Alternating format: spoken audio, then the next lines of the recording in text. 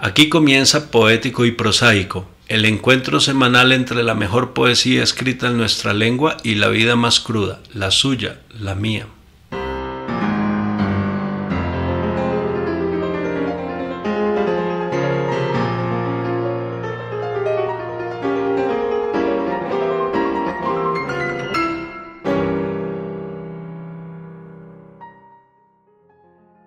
Bienvenidos al 14º episodio de Poético y Prosaico. Este es un intento y un esfuerzo que hacemos mancomunadamente Planeta Radio, Gabriel Rodolfo González y yo, Gregorio Ríos. Nuestro propósito fundamental, como bien lo saben quienes oyen semanalmente el programa, es difundir la poesía y relacionarla con la vida más cruda, como dice la presentación, la cortina de este programa, la vida más cruda, la suya, la mía, y la relacionamos con poemas que están al alcance de todos, son poemas que no revisten mayor dificultad para entenderse, y a eso estamos dedicados desde hace 3 meses ya, y pretendemos seguirlo haciendo durante mucho tiempo, ojalá se pueda. Bueno, en los 2 últimos capítulos de Poético y Prosaico, recordarán los que nos oyen hebdomadariamente, semanalmente, hicimos hincapié en el tono. La poesía es tono, la poesía es sentido, la poesía es contenido, pero quisimos exaltar el tono de 2 poemas más que su contenido, aunque desde luego que también, y hablamos de Amado Nervo y un poema que lleva por título En Paz, un poema que celebra la serenidad y la gratitud frente a la vida que expresa una persona ya entrada en años, o más bien vieja, una persona que en su senectud mira retrospectivamente y siente mucha gratitud hacia la vida. Y en el anterior programa hablamos de Coplas del Vino de Nicanor Parra, y hablábamos del tono festivo de ese poema que celebra a Baco. También hablamos de los claroscuros que entraña si se quiere, el alcohol, la dipsomanía, qué sé yo. Hoy vamos también a poner el énfasis en el tono, pero ya cambiando de registro. Traemos a cuento un poema de lo mejor que se ha escrito en español, se titula Lo Fatal. Con el mero título tendrán suficiente para entender por qué hablo de cambio de registro.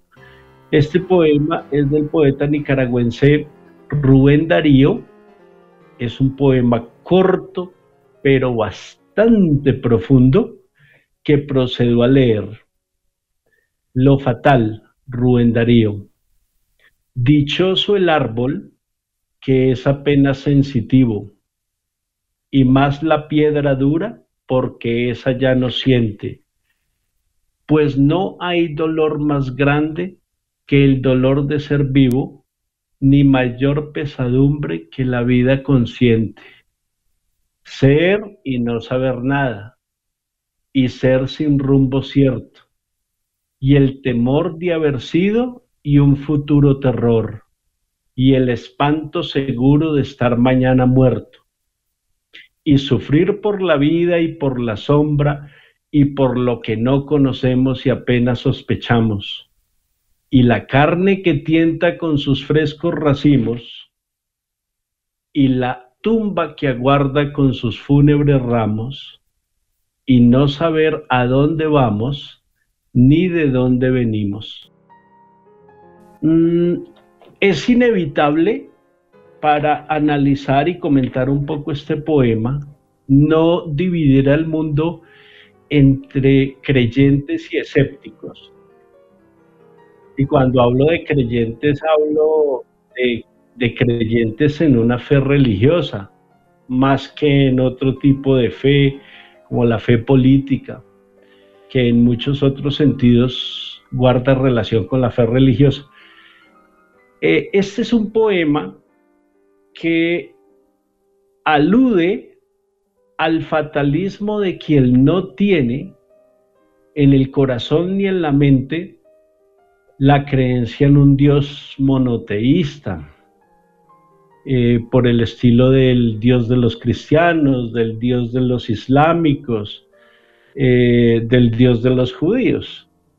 Es este poema mira a la vida como la miramos aquellos que carecemos de ese Dios, los ateos, los escépticos, porque no tenemos claridad respecto de los misterios más grandes a que la vida nos enfrenta. Por eso hablamos de fatalidad o de fatalismo. Y por eso dice el poema, dichoso el árbol que es apenas sensitivo. Ahí ya se marca de entrada por qué lo fatal, porque la fatalidad de quien ve la vida como una imposición acaso indeseable, no puede sentirse feliz de estar aquí. Y cuando dice, y más la piedra dura porque esa ya no siente, la vida se torna algo por completo indeseable, a lo que quizá muchos de nosotros habríamos dicho no si se nos hubiera preguntado si queríamos estar en este mundo.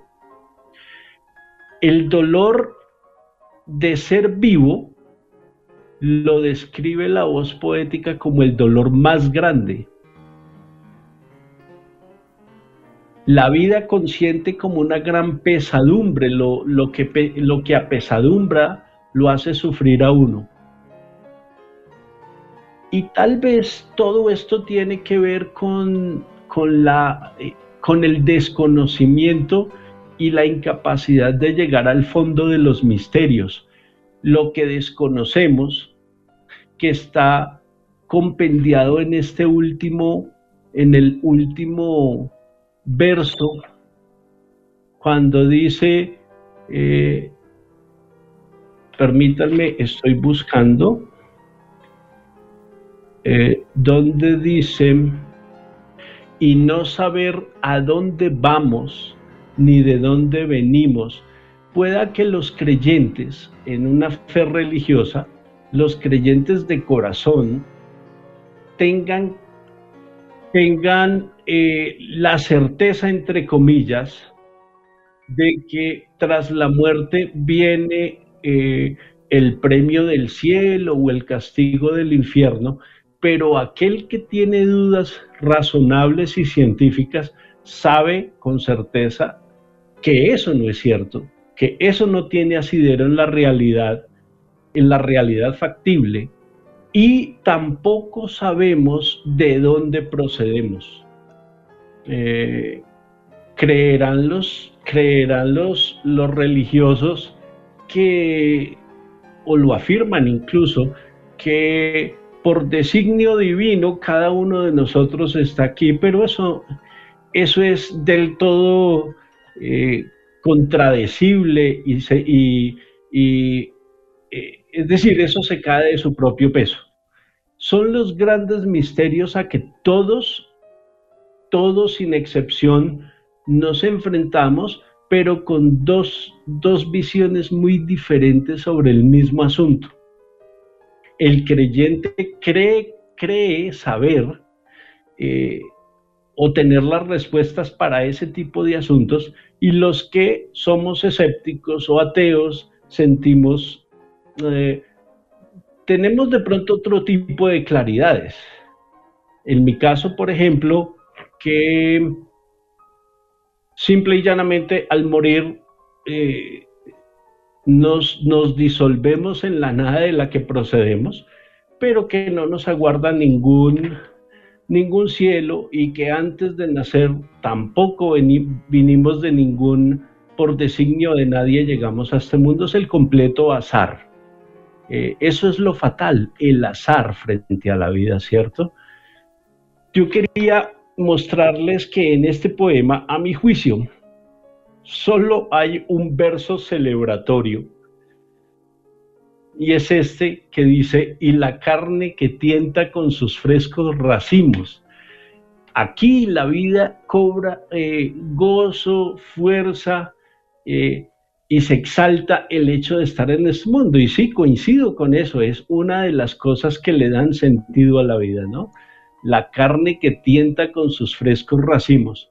Una de las, a juicio de la voz poética, pocas cosas que tal vez compensen el dolor de existir, porque todo lo demás, la tumba que aguarda con sus fúnebres ramos, la incertidumbre de no saber de dónde se viene, el desconocimiento que se tiene, y las apenas sospechas sobre los grandes misterios de la vida, son, por el contrario, cosas que le dan a la vida tal vez un tono fúnebre, bastante pesimista si se quiere.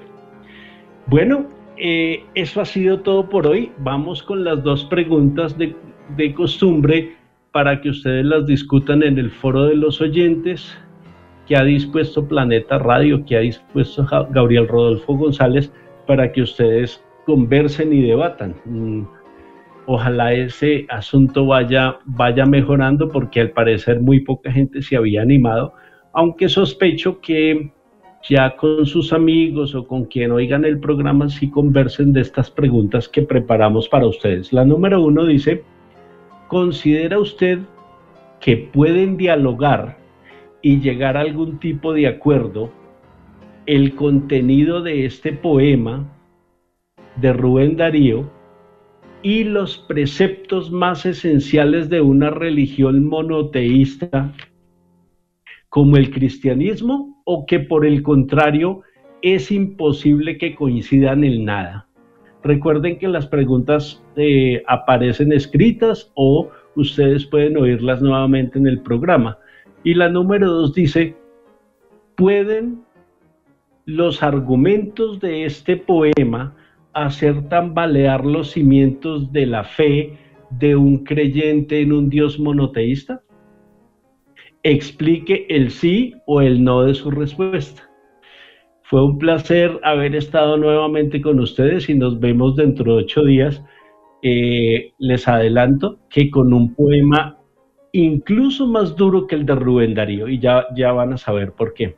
Los dejo con Gabriel Rodolfo González. Saluditos a todos. Vaya, profe Gregorio, lo que no conocemos, lo que suspicazmente sabemos por la realidad, por la crueldad de la vida en ciertos momentos, y lo que nos falta, ¿no?, en este camino. Vaya, ¿no?, muchas cosas para analizar, pensar, reflexionar. Y les recuerdo nuevamente el canal de YouTube, Poético y Prosaico, así nos pueden buscar en estas 14 emisiones.